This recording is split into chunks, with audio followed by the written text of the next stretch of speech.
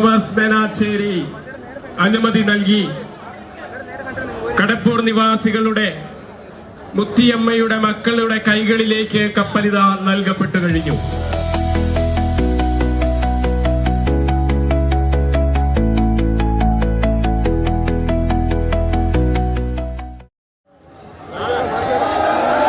നോമ്പ് നോക്കിയും പ്രാർത്ഥിച്ചൊരുങ്ങിയും മാനസികവും വൈകാരികവും ശാരീരികവുമായ കടപ്പൂർ കരയിലെ പുതുതലമുറ കപ്പൽ വഹിക്കുന്നതിനായി ഒന്നു ചേർന്ന് ഈ തിരുമുറ്റത്ത് എത്തിയിരിക്കുകയാണ്.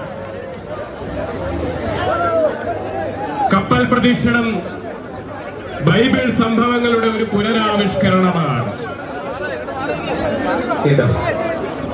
കപ്പൽ പ്രദക്ഷിണത്തിന് മുന്നോടിയായി കപ്പലിലെ കുടികൾ ഉയർത്തിക്കിട്ടുകയാണ്. ഏറെ ദൈർഘ്യമുള്ള കപ്പൽ യാത്രയിൽ ഇതാ കണ്ണുകൾക്ക് വിശ്വസിക്കാനാവാത്ത കാഴ്ച ഇതാ കൽക്കുരിശിൻ തൊടിയിൽ കടൽ സംഹാര രൂപം പൂണ്ടു കഴിഞ്ഞു. തിരമാലകൾ ആഞ്ഞടിക്കുകയാണ്. കാറ്റ് കൊടുങ്കാറ്റായി മാറുകയാണ്.